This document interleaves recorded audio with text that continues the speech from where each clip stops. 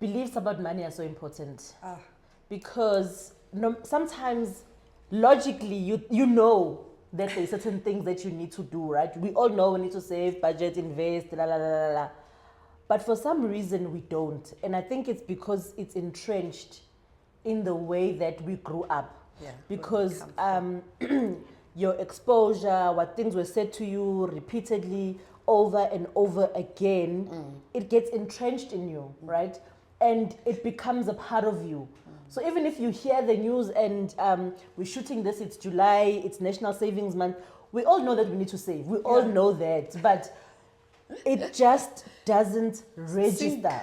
We still have one of the lowest savings rates in the world. And I think it's got to do with beliefs, where we come from, how we were raised, those things that were said to our parents.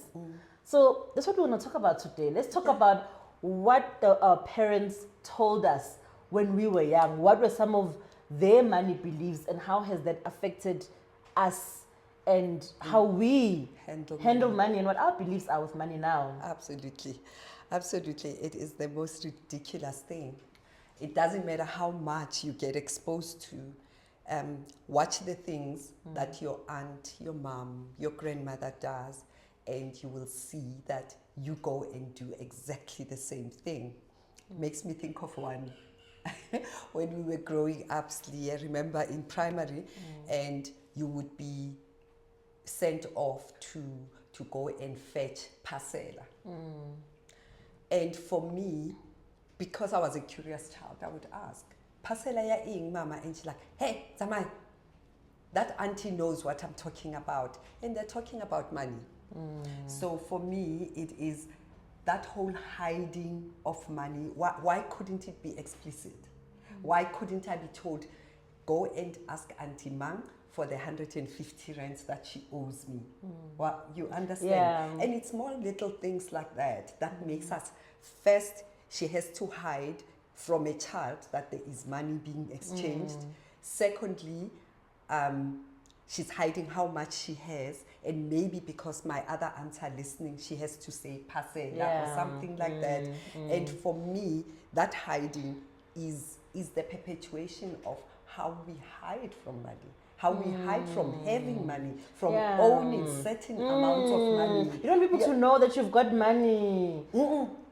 That's very true. That's very true. Because I remember even with my grandmother, right, when she would send me to the shop, right? So even just taking out the money, she used to put money in like stockings around her waist. This is my great grandmother actually. So she would wrap money around her waist because she didn't want people to steal her money because she was getting old, right? So she was really just like worrying about that. Yeah. So now when she needed to take that money, everybody had to leave the room so nobody sees where her money is. So finally, eventually she takes it out. Now she sends it to the shop, right? So she takes it and she puts it in her bra. Then she's gonna be like, and then she's like, I'm this dollar. You're taking my sweet. And then she must like close it like that, right? So that's the one thing that she used to do because she didn't want people to know how much money she had, and she didn't want us to obviously be at risk of the money being taken for us because we were kids and all of those things. So there was that secrecy around money. You don't want people to know how much money you have, and so just as we're talking now, I'm also just thinking about how even with my mother, you know, like towards month end, when you would ask for things, you just get angry.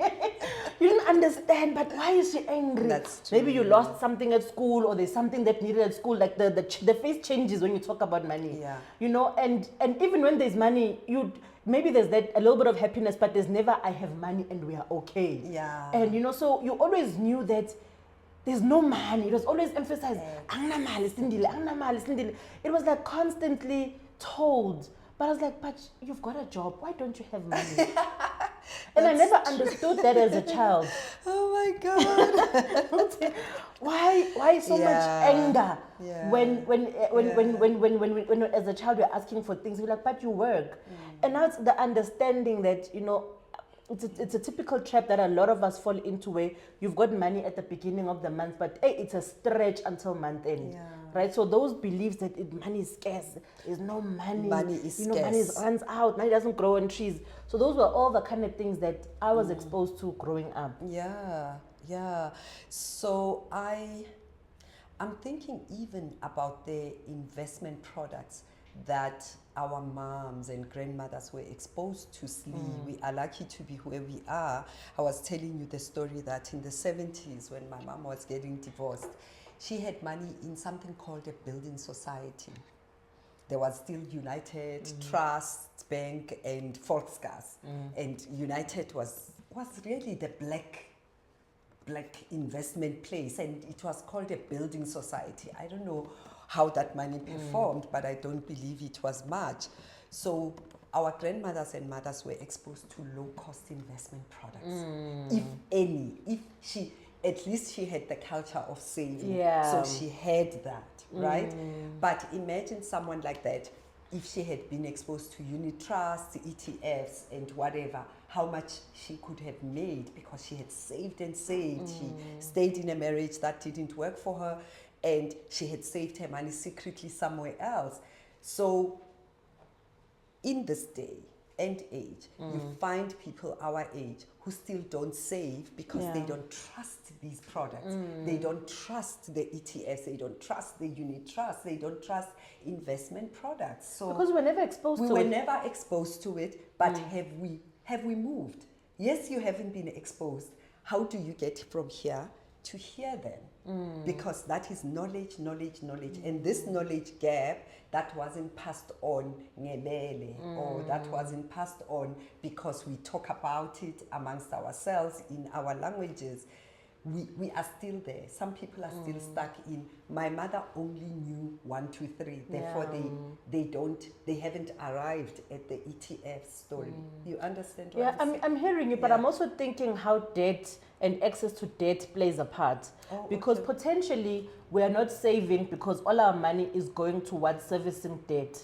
That's true. So too. our parents and our That's true. grandparents didn't have as easy access to debt as we do, Yeah. which is why they had to then do these savings, and then they also had to do stock sales and all those things to have those mechanisms so that if they needed something, they could access it without, because the debt was not as easily accessible as it is for us. So they didn't have access to debt, and therefore they didn't use it. Rarely used it as much as how nowadays it's so easy to get a personal loan, a credit card, a finance for your home, for your car, mashonisa. It's so easy to get into the wrong kind of debt.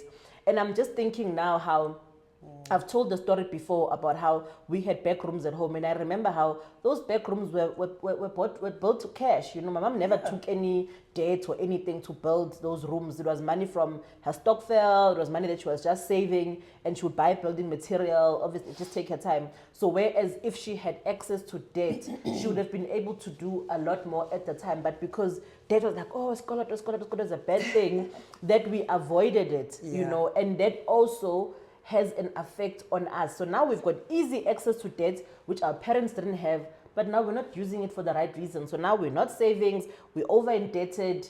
It's just problematic. It's problematic. So we didn't know the difference of good debt, bad debt. Yes. And because we don't know the difference between good debt, bad debt, we do not know how to get into good debt and use good debt to progress, to expand, and to build wealth. Because that is what was told to us. But now the banks and other financial services are like, no, take money. You know, you want that holiday, don't worry, you can pay it off over your credit card. So now all of a sudden it's like, okay, I didn't know that I could access this debt. And now here it is easily available on the banking apps now. You can even go there and apply. It's so easy to get access to debt nowadays. You know, you don't even need to break a sweat. Especially the kind of debt that we use for consumption and lifestyle debt. That is very easy access to debt, right?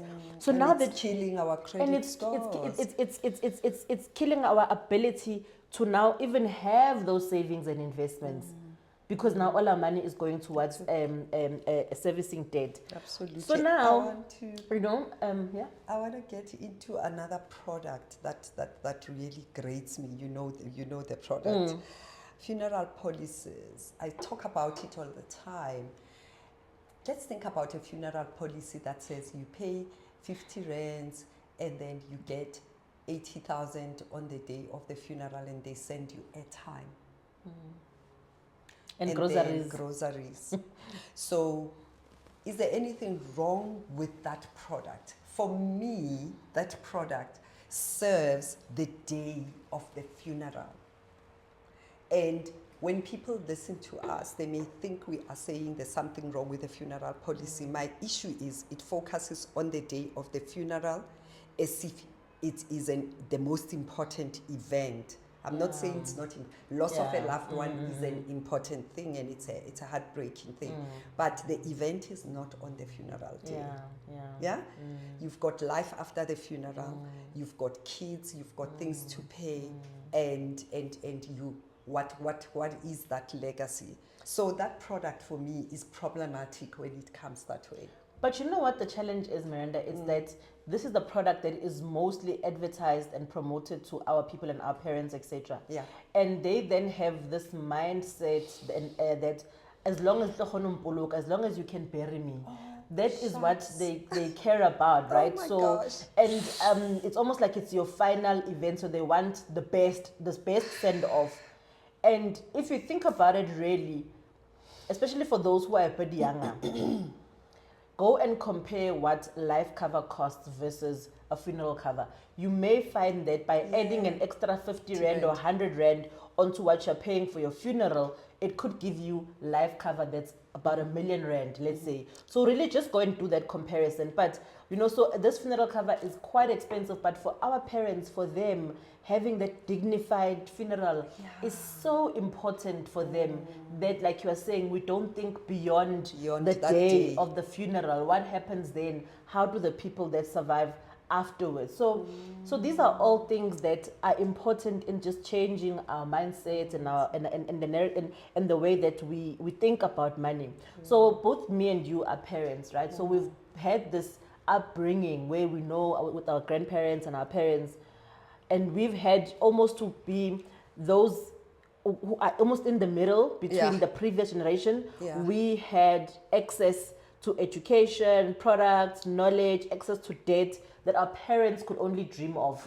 Right? So we are there. And then we've got these young ones that we are raising. That we now, knowing what we know based on how we grew up, based on what the things that we have access to, what money lessons and money beliefs are we then imparting onto our children? Let's talk about that a bit. Let's talk about that one. Let's talk about that a bit. So for me, Slee, the biggest and the best thing that I have learned is the talking explicitly about money. On the day when we have got iskaqa semali, and on the day we are low on money. So for me, that for me, it just has created this new platform, so that when I say I do not have money, it is relative because she knows what I mean. We don't have money. We have money. We have food in the fridge. We are going to get to school, and I'll get to work, and I'll come back. So that explicit discussion of money is my first thing that I have placed in order in my house. What's yours? I think that's very important, Miranda, because money conversations are so difficult and rare. I mean, I don't remember ever sitting with my mom or my dad and us saying, okay, this is the reason why I don't have money. I would only hear, I don't have money, and there'd be anger.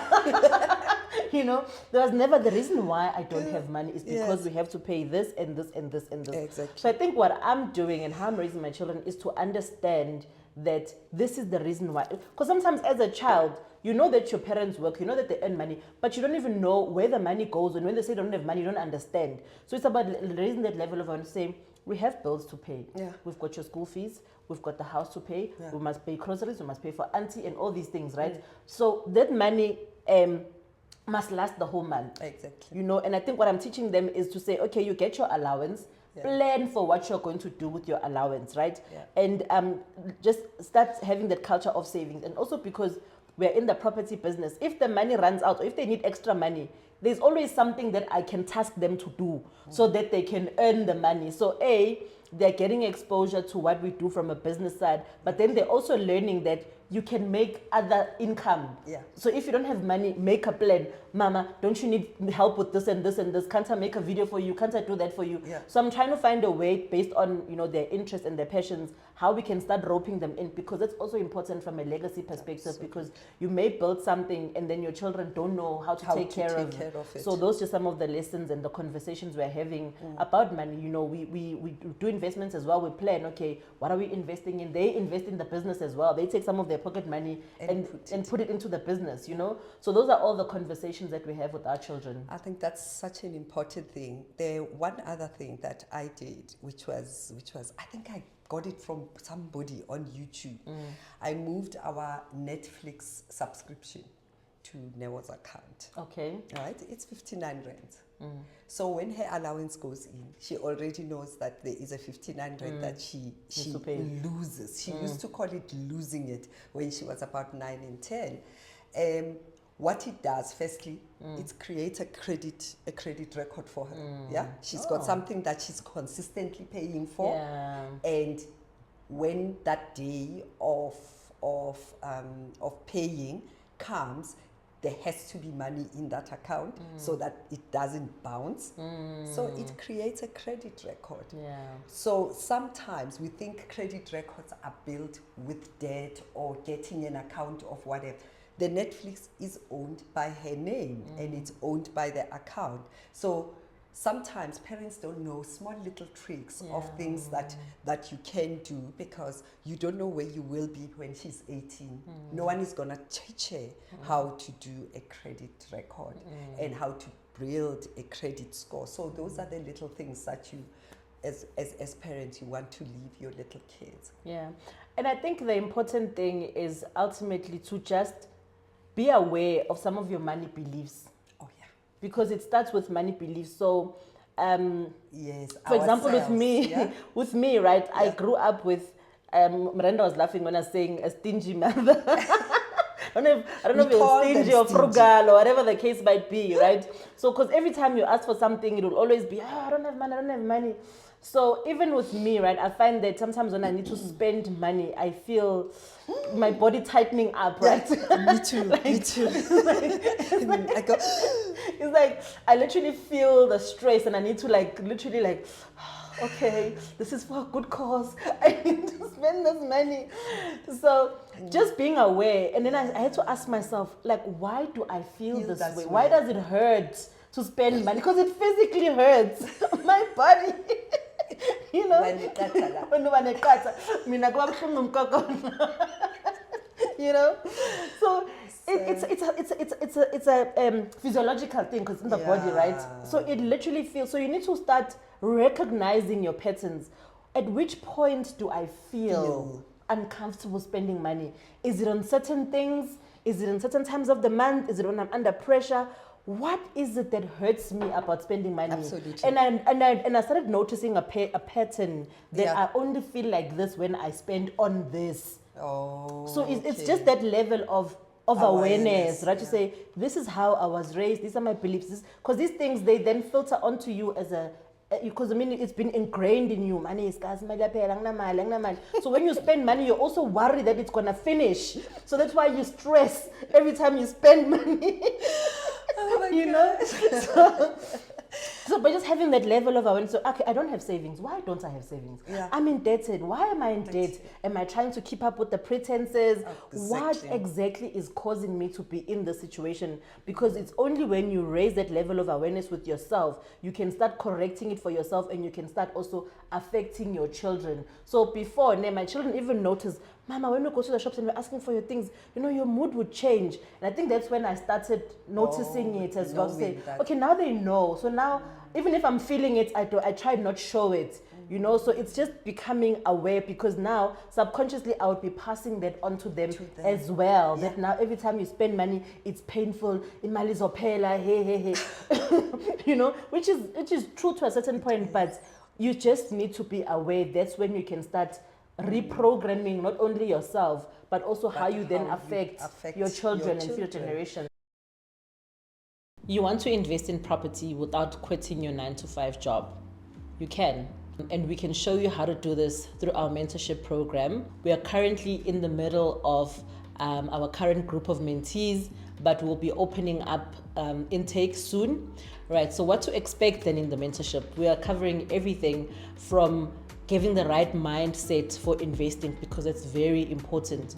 We cover how to make sure that you choose the right strategy that's suitable for you, the area, how to identify investment areas, how to identify a profitable investment property, how to manage it so that you make sure that you make a profit, and just generally providing the support and that you need from not only ourselves but also our power team members who have been carefully chosen to ensure that your property investing journey is successful. Join the waitlist. The link is in the bio.